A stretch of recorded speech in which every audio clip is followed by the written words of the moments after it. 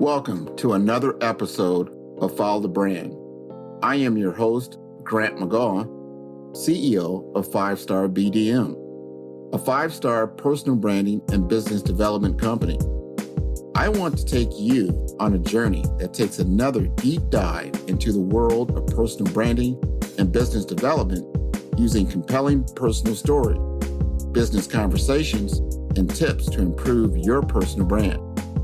By listening to the Follow the Brand podcast series, you will be able to differentiate yourself from the competition and allow you to build trust with prospective clients and employers.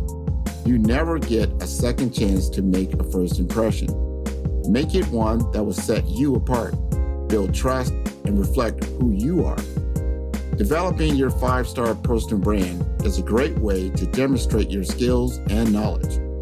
If you have any questions for me or my guests, please email me at grant.mcgaugh, spelled M-C-G-A-U-G-H, at 5-star BDM, B for brand, D for development, M for masters.com. Now let's begin with our next 5-star episode on Follow the Brand. Welcome to the Follow the Brand podcast. I am your host, Grant McGaugh, CEO of 5-Star BDM, where we help you to build a 5-star brand that people will follow. What is the value of digital assets in a technological society? Companies like Amazon, Apple, and Meta have generated billions in the Web 2.0 platform of digital platforms. Will Web 3.0 give rise to an entirely new generation of incredible wealth? My next guest, Keith D. Smith, CEO of Wavelink, says we must all participate in this next platform of technology to change the human experience. Keith has served as a strategic business consultant for companies focusing on financial technology and distributed systems. Keith is the founder of Wavelink, a Web 3.0 infrastructure company providing connectivity services between large financial institutions and Web 3.0 applications. Keith is also the founder of Yield Media Group, where he manages marketing communications for fintech organizations such as Near Protocol. Today's databases are vulnerable, fragmented, and expensive to maintain. In a world where everything and everyone is connected to the internet and where user data is maliciously used as a form of political currency, asset tokenization, and in decentralized ledger technologies, blockchain, middleware solutions help individuals and businesses to benefit from the unlocked value that interoperability and improved transparency may offer in an increasingly open society in need of a focus on stakeholder capitalization.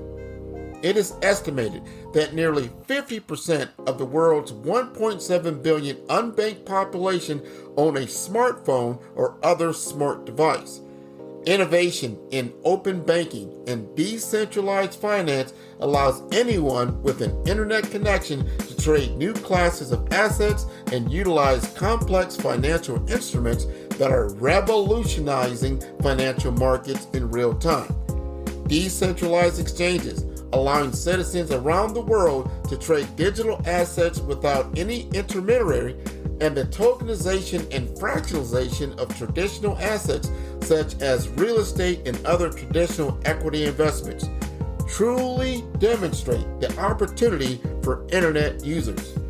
Keith D. Smith has a deep passion for the potential democratization of financial services and the internet by the decentralized autonomous organization, and the tokenization of traditional financial assets drives him daily to learn how to help deliver a world where power rests at the fingertips of the people. Let us welcome Keith D. Smith to the Follow the Brand podcast, where we are building a 5-star brand that you can follow. Welcome, everyone. And you know this is always a special week on Follow the Brand. I'm going to highlight some of our professionals in finance that are millennials, I ran across Mr. Keith not even that long ago, and I was intrigued. I mean, he's bringing some knowledge and some expertise in a field that's new. We call the new economy, which is a broad spectrum of things happening in the Bitcoin, blockchain, fintech world, leading into a new Web 3.0 that's leading into the metaverse discussion, virtual discussion. It's a leap in faith that's taking place. And I love it because it reminds me of what was happening when I was around his age, when the internet was just new and we were just getting into AOL and chat rooms and who in the world would give their credit card over the internet kind of thing. And here we are today. And you look at some of these trillion-dollar companies that became trillionaires because people did start doing banking over the internet. So here we are now in a brand new world. We're going to have a great discussion around with Keith and have a candid conversation about how he sees this world evolving and what we really need to take away from it. So, Keith, you want to introduce yourself? Yes, and thank you, Grant, for having me on. It's a huge pleasure and always happy to be talking about this stuff. So, yeah, I'm Keith Smith. I'm the founder of Wavelink, and that is a company where we are working on distributed infrastructure, computing infrastructure. Basically, how do we use standardized computers to collaborate on real problems in real time? In the blockchain and Bitcoin space, there's a lot of talk around ASICs or application-specific integrated circuits, where the main thing that you're doing is buying a computer, some hardware that does one job. And so what we're focused on is how do we use computers that are standardized and anywhere in the world, even maybe a phone, a cell phone, to be able to actually partake in the validation process for different networks around the world. So that's one company. I also work really closely with the Near Foundation. So I run Near DeFi, which is a media brand where we talk about a lot of the DeFi applications that are built on Near. And that has turned into a larger media firm where we're calling ourselves Yield Media. And we are actually able to work with a lot of different blockchain firms, Web3 firms, and fintech players that are looking to get that professional exposure inside of, with the specialization around, obviously, these topics that most media companies and production houses don't really have. So those are the main things that I'm working on. Also inside of Near, we have a large educational initiative. One of the biggest things is making sure that when it comes to Web3 and blockchain technology, that the youth and everyone who is interested has the opportunities and the channels to actually learn. So we run workshops here in Miami. I go to high schools throughout Miami. I've been going to universities as well. Just really quickly, I went to FIU. We've gone to Barry. Went to Florida Memorial last week, which is the only HBCU in South Florida, and did a guest lecture there. We also just flew out to the University of Pennsylvania on Saturday. And this week, we're going to University of Tennessee in Knoxville.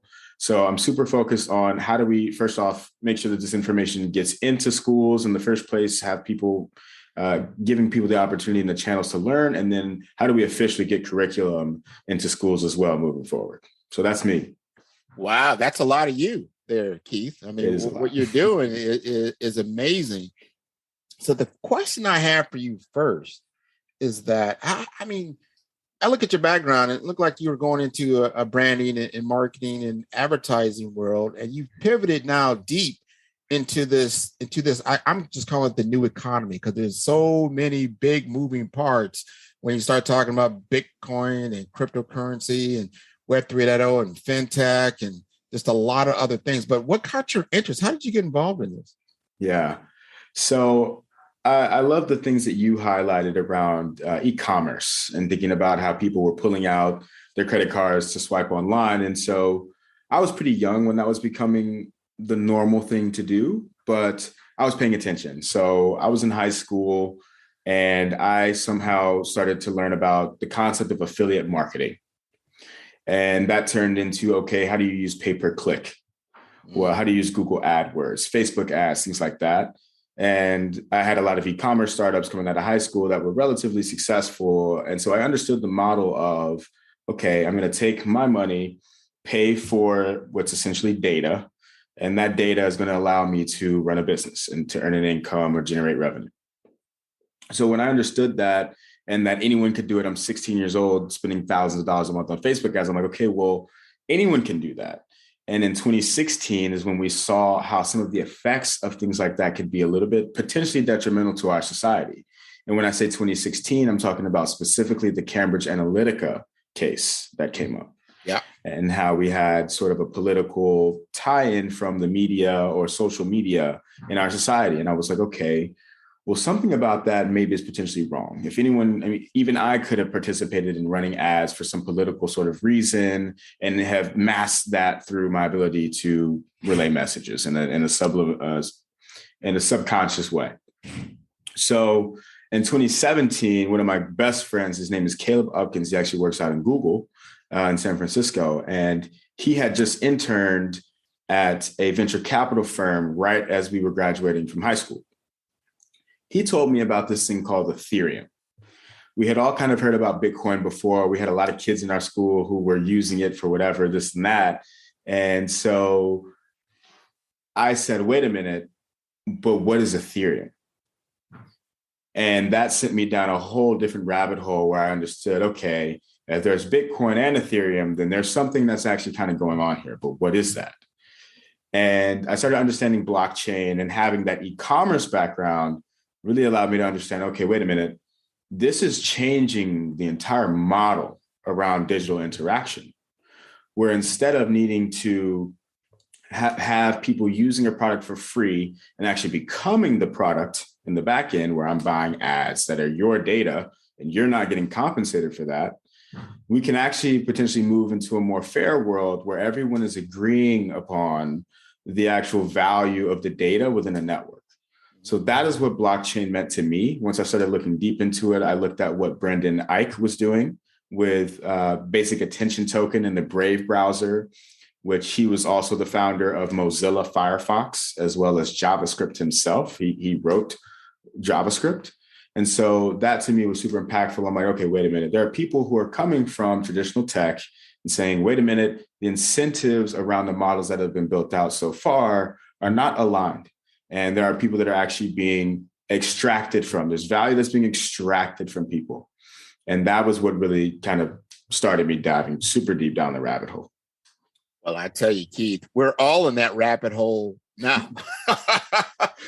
Just because it's all in the news. It's all in the news, and people are. You hear about people that, hey, they became millionaires. They're crypto millionaires overnight, and the next week they're crypto bankrupt. The next night, and then that helps me to understand that we're still in a volatile world. I try to remind people when the internet first really got it going, there was a .com boom, and then there was a .com bust.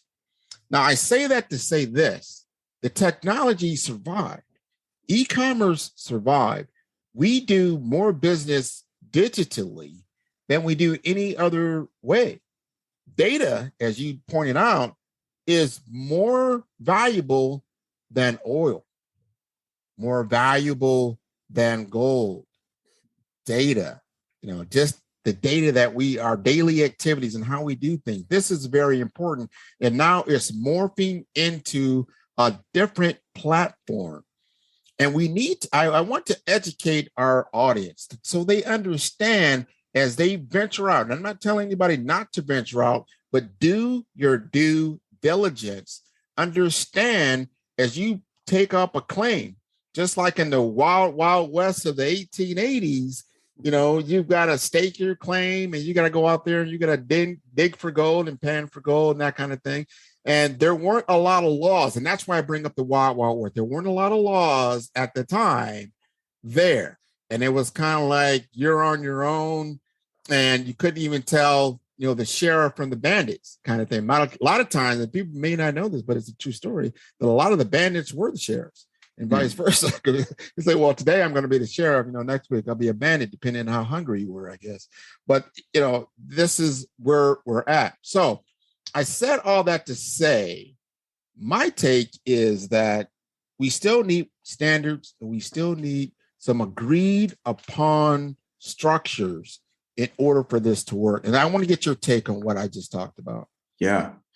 Well, first off, I love this sort of example of the sheriff being the bandit at times. And the reason I love that is because in this Web3 space, there's actually a layer of what people like to call anonymity to these projects. And I say people like to call it anonymity because it's much more of a pseudonymity. And so people think that because there's no direct link to a name, that means that they're anonymous. And I want to quickly, briefly say that that is not the case. So when you talk about things like Bitcoin, people think that, oh, this is something that's used for nefarious activity and it's only used by criminals. And I love to say this because it's funny. I'm like, if criminals are using Bitcoin only for nefarious activity, these are some of the most ignorant criminals on the planet. Because what they're doing is they're leaving a digital trail of every single thing that they're doing on chain. So there's a lot of companies that are built around keeping this from happening or being a real issue. You have CipherTrace is one of the biggest ones. They work with governments to say, hey, and banks to say, hey, we're going to keep track of the money as it flows from a bank into these networks and vice versa. So, but to double down on what you said, it's like you still have people that are thinking from that perspective, that they're free to do whatever. And so we have people that launch projects, they do it anonymously or pseudonymously. They have a little name, a little profile picture, an NFT a lot of the times that says, hey, this is who I am, but you don't know who I am in the physical world. So the problem with that is if you're working with a project or dealing or interacting with a project that has that level of anonymity, you are not super familiar with who your counterparty is. And so just because you have, well, one thing that prevents that from being an issue is open source code. Okay. So even if you're dealing with someone who could be a nefarious actor, you can go and check out their code and see if what they're offering is something that has any backdoors or things of that nature. Now, the problem with that is that the average person does not have the literacy to be able to go into a smart contract or a set of smart contracts and look to see how there may be potential dangers in interacting with them. So there's this kind of, is this Wild West nature of, okay, anyone can come in and use this protocol because most of this technology is what's called permissionless technology, which means the only thing that you need is an internet connection. And then from there, you can interact with it. So you have these DeFi apps that anyone can come in and interact with. They don't necessarily know who their counterparty is, but maybe they know how to read smart contracts. Or maybe the counterparty is doxed and they know who they are, but they don't know how to read smart contracts. And so you see on both sides of this, whether people are known or not, there are a lot of opportunities for things to go wrong, where maybe the founders do something a little bit sketchy in the background, and then someone comes out on Twitter and retroactively is like, hey, I followed the trail. This is what happened, by the way, to all of you who just lost your money. Or you'll have basically just different ways to kind of make sure that different threats that you need to be aware of when you're interacting with all of these DeFi applications and with blockchains in general. So I'll step back from there, but I definitely agree. It's super important. The bandit can absolutely be the sheriff. And with things going on in the background, you don't know really whether or not that's the case. I want to make one more point. Yep. Because in the NFT space, everyone's talking about non-fungible tokens and NFTs. And right now, the idea is to correlate that to the concept of artwork. I think that that's a very primitive stage of where we are in the NFT market and also just the NFT phenomena. NFTs are much better used for things like identity and thinking about how each person is unique. We all have a fingerprint, things like that. But in that market, we've seen a lot of this nefarious activity masked as some sort of a boom. And it's really saddening. And I want to take this time to talk about it because it's so misleading. We saw these crypto, I won't name any specific projects. There are projects where you have pixelated art that is selling for hundreds of thousands and in some cases millions of dollars. What people that are coming into this market to come and participate don't understand is that some of these projects and some of these NFTs have actually been The value that has been assigned to them financially is somewhat, first off, arbitrary because it's coming sometimes from the author. This episode is brought to you by 5-Star BDM. 5-Star BDM is a professional consulting and advisory group keenly focused on business development services for small to mid-sized businesses and entrepreneurs. Although every business is unique, they often share challenges that can be addressed through smart branding. Services include process improvement in operations, digital strategy and transformation, business intelligence, digital marketing, and personal branding. Our 5-Star business and personal branding company has helped a number of professionals and organizations to optimize and grow. The result is more business, more opportunities, better reach, positive outcomes. Please visit www.5starbdm.com to learn more and view all the episodes of Follow the Brand.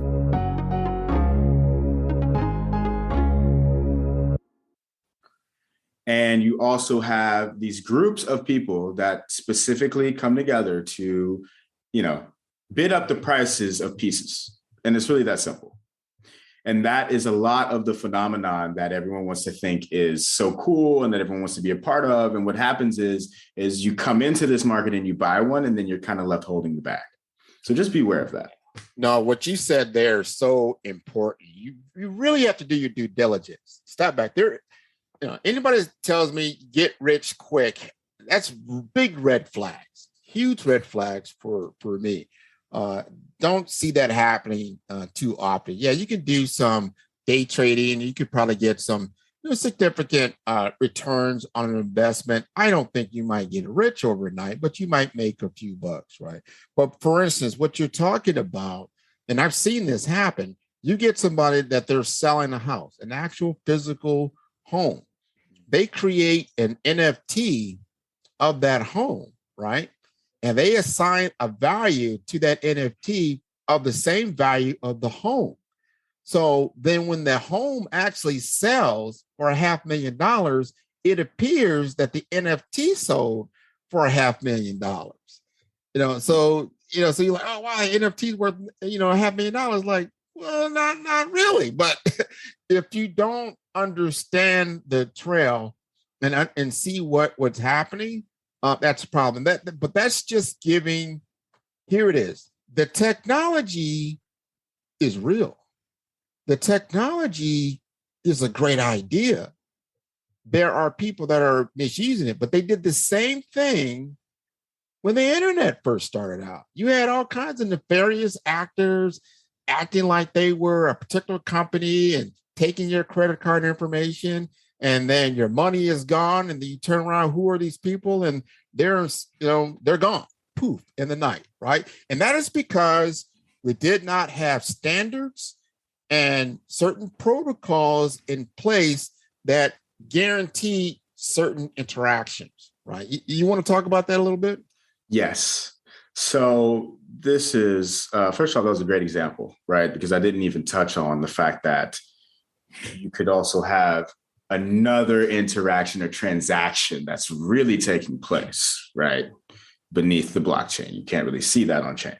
So thinking about standards, I think in the United States, we specifically have had a lot of struggle with this because there's been very few regulations put out to allow us to kind of have forward guidance on how to move and how to create this technology in the most fair way.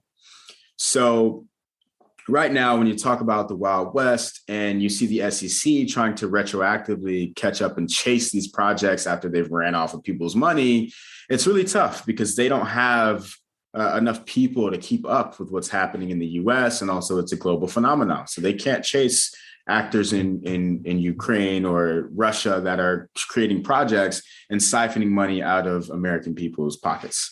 So that's one big problem, is like you have a phenomenon that's global, and then you have national regulators that are trying to collaborate and or on their own figure out how to address this technology.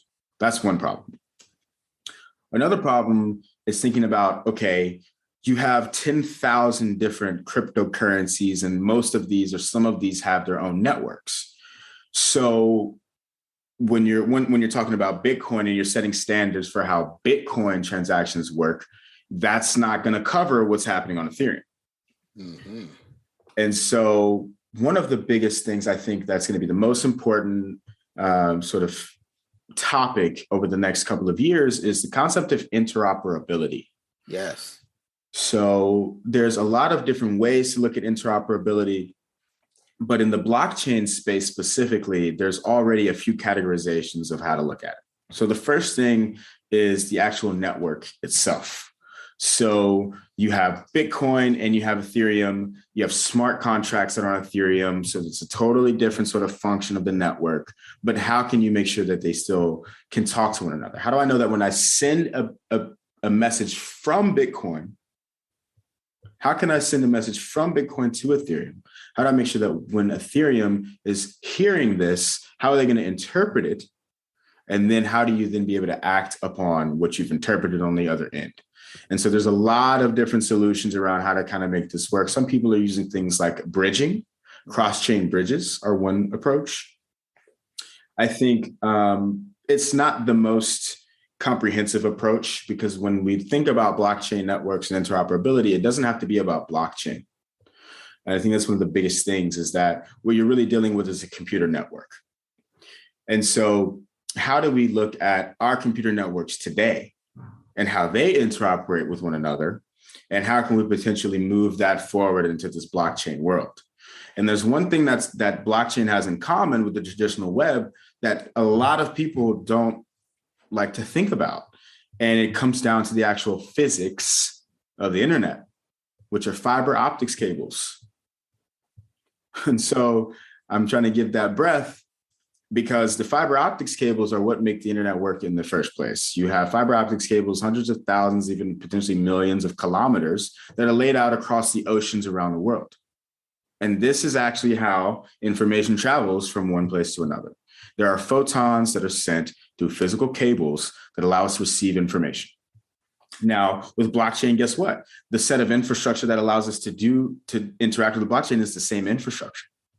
And so how do we work with things like fiber optics cables and TCP/IP, transmission control protocol, internet protocol, to then actually create interoperability? And there are people that are approaching this in a different sort of a way. They're based out of the United Kingdom. I'm going to drop some real alpha for everyone here. What we're talking about is the Quant network out of the United Kingdom. And this is the framework through which I'm able to think about and talk about these things. So I'm not some genius. There's a man named Gilbert Verdian, and he has really spent his time since the 90s thinking about how do we create an ownership economy where each end user can have access to owning finances and can interact with web applications in the same way. So let me backpedal a little bit. When we're thinking about interoperability, we want to think about the network itself. You have Bitcoin, you have Ethereum, you have Solana. I want them to all talk to each other. Now you have specific functions on Ethereum and Solana, such as smart contracts, but they're written in different languages. How do we make sure that the smart contracts can interact with one another so that you can just have one simple interface? If you want to do DeFi on Ethereum or Solana, it's as simple as one click. And then how do you think about the actual tokens and the assets that are on each network? How do you make sure that the value of those tokens is interoperable? Because you can send, if you try to send Ethereum to Bitcoin right now, guess what? It's gone.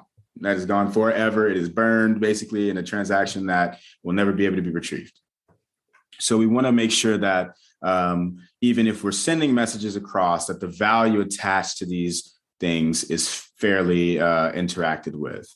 And then another thing is really thinking about the actual logic. So once you've gotten the network to hear another network, and then you understand what it's saying through a smart contract, and then you're able to take in the financial value of a token and use that token within a different network, what does this actually mean to the common man, right? Because when we are doing these things, these are real transactions. Like sometimes a smart contract can be settling a lending agreement or a borrowing agreement. So that is kind of the final layer of, okay, at the back end of this, when you're dealing with a bank, what are they going to see this transaction as throughout the network? So interoperability is the biggest theme, and it's the only way that we're going to be able to kind of create standards. And Gilbert Verdian, once again, created a standard back in 2014. And this is the ISO TC307 standard, which was already a blockchain interoperability standard before we had 10,000 networks. So I recommend looking into that and understanding exactly how are regulators and legislators thinking about interoperability? Because once the laws come down, that is when we're going to have a real space to play in where we don't have to worry about cowboys and bandits being sheriffs. Oh, yeah. What you just said, and man, this reminds me so much of what was happening in the early 2000s. And I'm just talking about, I'm not talking about the internet, we're talking about ATMs. It was the financial industry had to agree on transactions, whether those transactions were US transactions or they're transactions in another country, that there was an agreed upon protocol for every single banking institution in the world. And it took them some time, to finally agree upon it. But that's how you're able to go to any ATM in the world and withdraw cash that everybody agreed upon its value at the time of its distribution, right? So we're not there yet. We will be there. But the point of, here's the crux in the road, people are like, well, isn't the point of a decentralized like banking world or financial transaction world, or however you want to call it, isn't that the real promise of Web 3.0? I mean, this whole DAO thing, if you're going to, put all this new regulation in there, aren't we just recreating what we already had? What would you say to that? I think these are incredible things to think about. When you look at the blockchain and Web3 space, everyone wants it to be the Wild West. People don't want the regulator to come in. But at the end of the day, we're just going to continue to have the roadblocks that we have today, where we don't have, there's still a level of trust that kind of needs to be given to the technology. It's trustless in the fact that we don't need to have any third parties in between our interactions and our transactions. But when you have the creator of something and the source as a counterparty at the end of the day, there is still a risk in interacting with this protocol and these things. And not only that, but aside from looking at legal frameworks and things, you have technological frameworks, and those are already and energy frameworks that are already being regulated.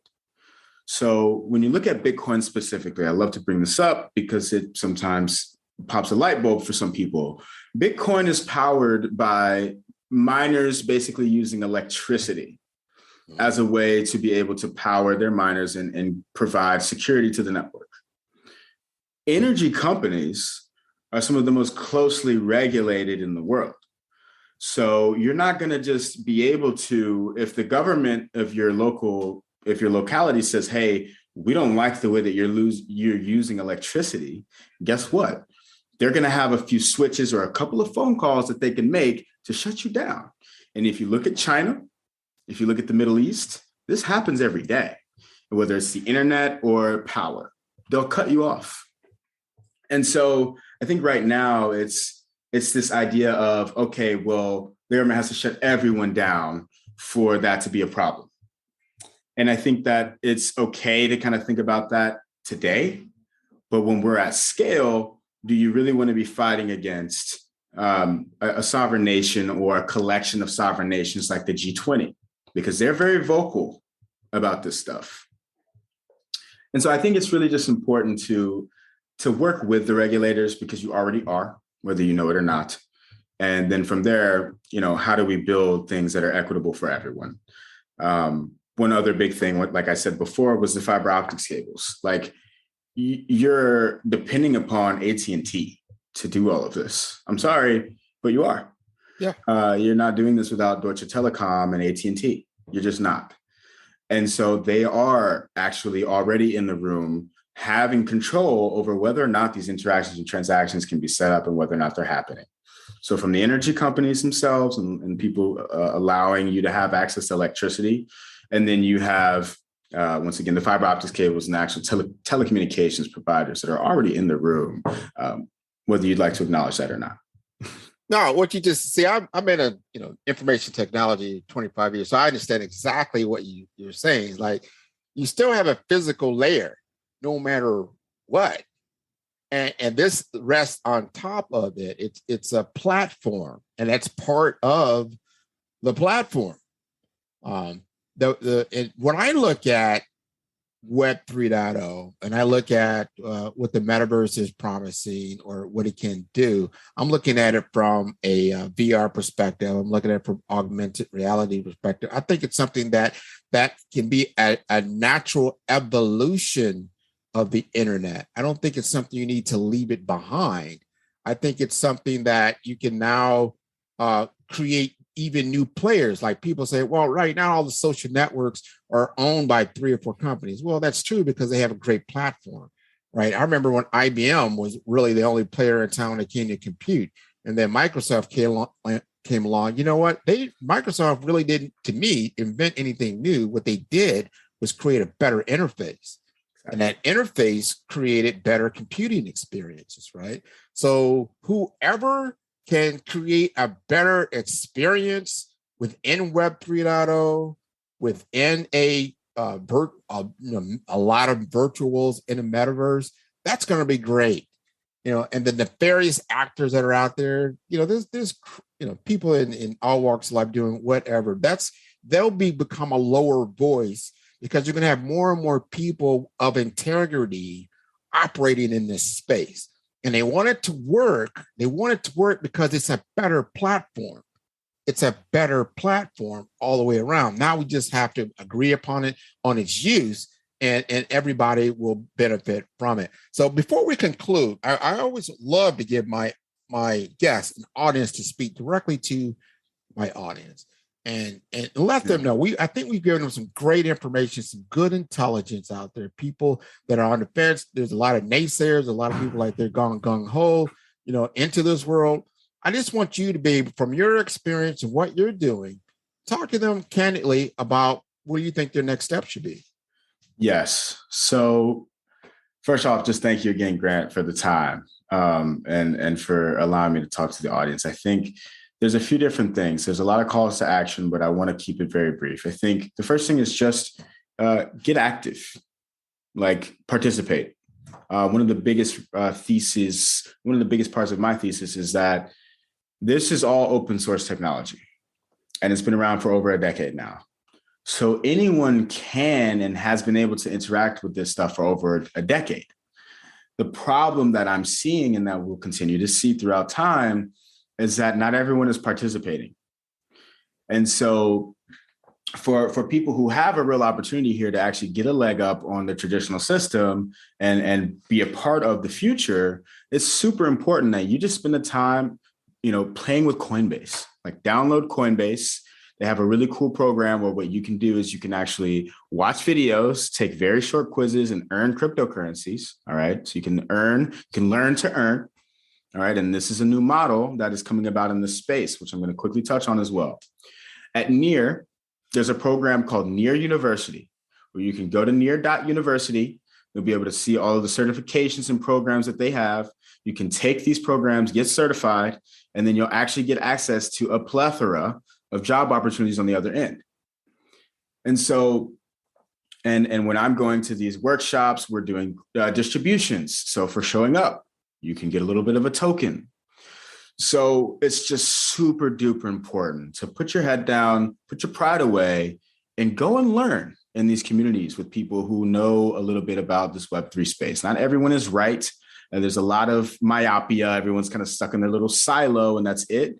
But I promise that being in the room is one of the best steps that you can take. So I recommend, once again, go to Near University, take the certifications, get connected with someone like me or someone like Cameron Dennis or Sharif, who's a part of the educational program, and they will directly connect you with opportunities to actually get grants or to actually find employment specifically through the Near Foundation. And there are a lot of protocols that are doing things similar, but I see no one doing it like Near. And so that's why I make that recommendation. Obviously, if you want to learn anything one-on-one, or if you have a business that you're trying to figure out how to integrate into this space, please feel free to reach out to me or to Grant, and we will gladly talk and find out ways to be able to help you. But yeah, that's my main suggestion is what I did in 2020 was I actually watched the MIT Open Courseware by Gary Gensler, who is now the chairman of the SEC. I watched his course on blockchain and money, and I think it was one of the most powerful things in the world. You have a top university, Massachusetts Institute of Technology, giving out all this information for free. So check it out, MIT Open Courseware, and learn from some of the best for free in your home. I promise that it's worth it. And if you're curious about this space, do not spend any time hesitating, because this is where we're hitting that inflection point where everything is about to really change. And it's likely that the financial is going to move first. And then we'll start to see how people are redeploying that capital to change the world around us. So act now. I totally agree with that. Act now. Let's not sleep on this new opportunity that comes around once every generation. This is a generational shift. So Keith, what's the best way for the audience to get in touch with you? Yeah. So to get in touch with me, I'm very active on Twitter at KeithDLT. So KeithDLT. And other than that, you can reach me via email. I have keithdmedia@gmail.com, and I'm happy to interface with you. And obviously, if you guys are really close with Grant, just reach out to him and we'll make some stuff happen. So thanks a ton. No, absolutely. Thank you for being a guest on the Follow the Brand podcast. I look forward to continue to interact with you. This has been very informative. I want to let the audience know to tune in all the episodes of Follow the Brand at www.5starbdm. And that's B for brand, D for development, M for masters.com. Until next time, you take care, Keith. You take care of yourself. You too, man. Thank you so much. No problem.